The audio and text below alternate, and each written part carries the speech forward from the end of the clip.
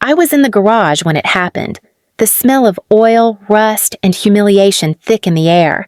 My sister, Lila, was leaning against the wall, twirling her hair, pretending she didn't notice how her boyfriend, Mason, kept glancing at me with that smug little grin.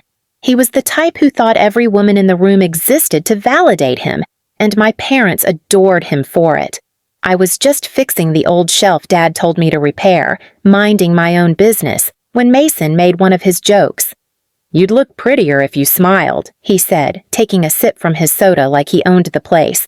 "Please subscribe to our channel and tell us in comments from where are you watching this video." I didn't even look up. "You'd look smarter if you stopped talking." Lila gasped, like I'd cursed the royal family. "Excuse me? Don't talk to him like that." Dad's voice boomed from the kitchen. "What's going on now?" Before I could even answer, Mason chuckled, the kind of fake laugh people use when they want to provoke. "Your daughter's got a sharp tongue, Mr. Holloway. Guess it runs in the family." Dad came storming in, wiping his hands on a greasy towel. His eyes landed on me, not him. "What did you say?" "I told him to stop talking," I said calmly, though my pulse was pounding. He stepped closer, that familiar flicker of rage behind his eyes. "And who do you think you are? You think you can talk back to a guest in my house?"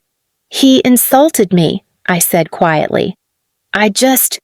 Before I could finish, he slammed the wrench from the workbench onto the floor, the clang echoing through the garage like a warning shot.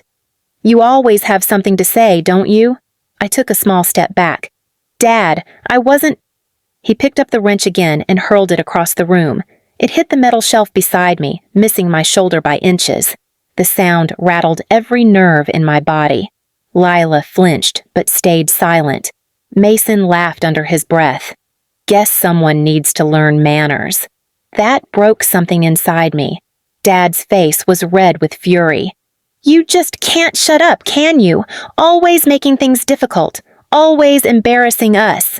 Mom appeared in the doorway, arms crossed, lips curled into that cruel little smirk she saved just for me. "Oh, for God's sake, Robert," she said. "She's just jealous her sister found a man." Lila rolled her eyes. "Obviously, she can't stand seeing me happy." I felt my throat tighten. "Happy?" I whispered. "He talks to you like you're—" Mom cut me off, stepping closer. Don't you dare ruin this for her. You've always been the problem." I looked at all of them, the family I was supposed to belong to, and realized there wasn't a single person in that garage who would ever defend me. Dad's voice cut through again, low and cold this time. "You'll learn when to stay quiet." And then came the sound I'll never forget. The wrench slamming into the side of the workbench, inches from my hand. The vibration shot through the metal and into my bones. I didn't even scream. I just froze. He didn't hit me. He didn't have to. The message was clear. I wasn't worth restraint. Mom's laughter sliced through the silence. "At least now you're pretty when you're quiet," she said. "Finally useful for something." Mason smirked, satisfied. Lila stared at the floor, pretending it wasn't happening. I wanted to run, but my legs wouldn't move. I wanted to scream, but my voice had already been stolen. Dad finally turned away, tossing the wrench onto the table. "Clean this up," he said, "and next time, remember who you're talking to."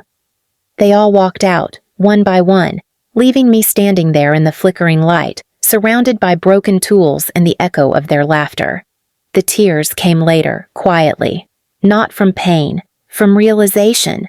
They'd never cared whether I was right or wrong, only whether I was obedient. That night, I sat in my room, staring at my reflection in the mirror.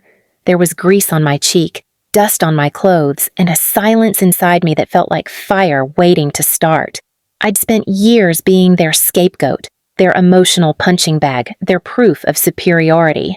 But something changed that night.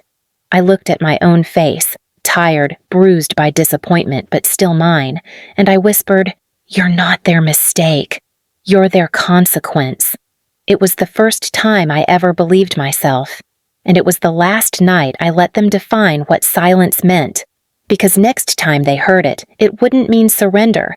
It would mean the storm was already on its way. I didn't sleep that night. Every time I closed my eyes, I saw the wrench flash, heard the laughter, felt the heat in my chest that wouldn't die down. By morning, my pillow was cold, my mind burning. At breakfast, no one spoke to me.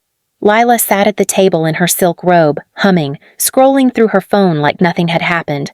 Mason was there too, feet up on the chair, sipping coffee from Dad's favorite mug, like he lived here. Dad walked in wearing his mechanic uniform, whistling like a man proud of his control. "Morning," he said to everyone but me.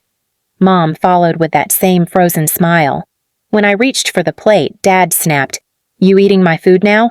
Didn't you get enough attention last night?" Lila giggled. Mason smirked. "I'm just having breakfast," I said quietly. "Not in this house with that attitude," he barked, pointing to the door. "You don't pay for anything here, so keep your mouth shut and your head down." I stood there, holding the plate. I could feel my hands tremble, but my voice didn't crack. "Then maybe I shouldn't be here at all." For a second, the room went still. Mom's eyebrows lifted, and Dad laughed. Actually laughed. "You?" he said. "You? Can't even make it through a week without crying over something." "Where would you go?" Lila chimed in, her tone sweet and venomous. "Maybe she'll move into a library. Books don't talk back." Mom smirked. "Don't waste your energy. She'll be back in a day. Always is." I put the plate down, wiped my hands on the towel, and walked out without a word. Outside, the air felt heavier but cleaner. My legs carried me farther than I thought they would.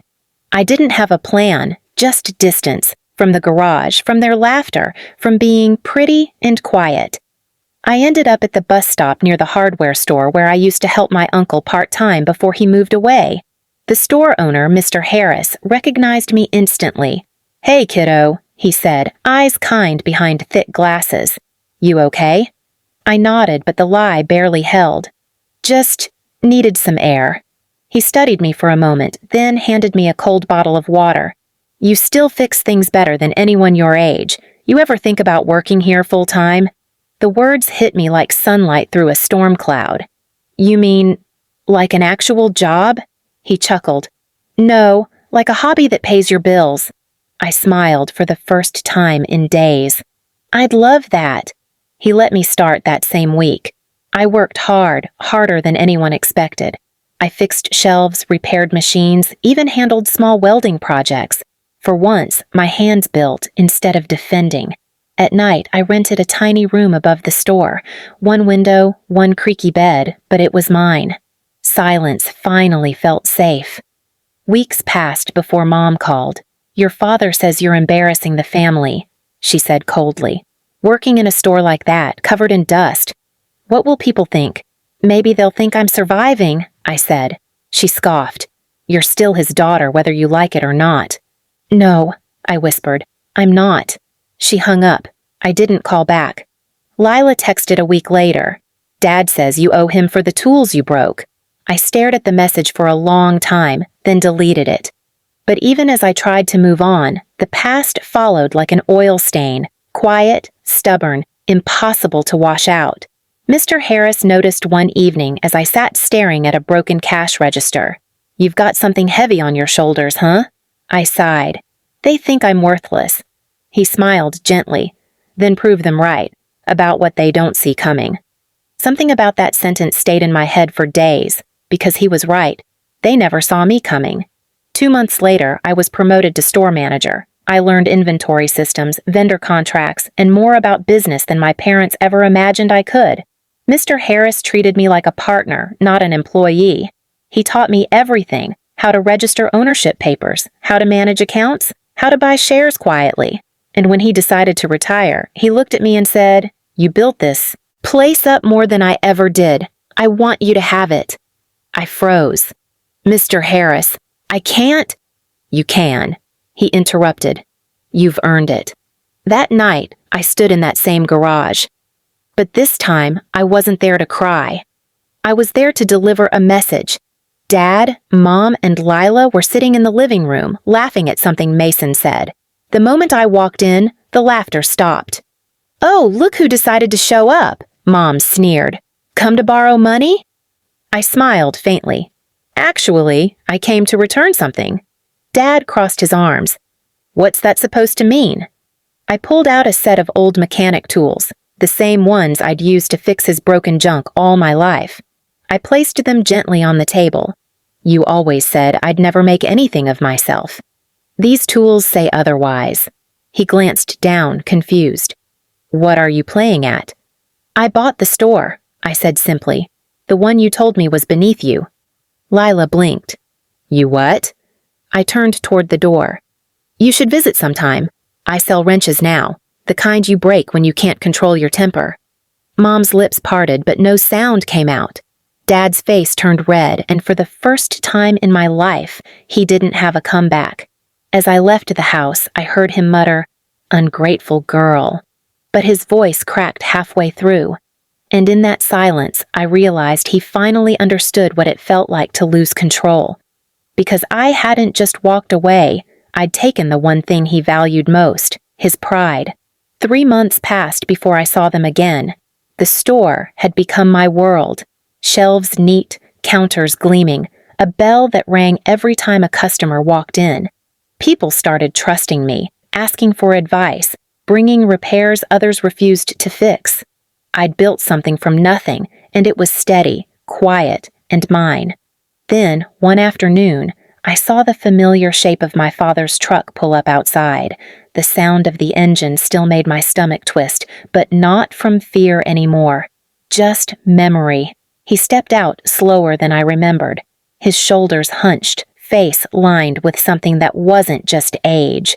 My mom followed, clutching her purse like a shield. They both looked out of place, 2 people who once ruled my every moment, now standing unsure at the door of the life I built. When I opened the door, Dad's voice faltered. You've done?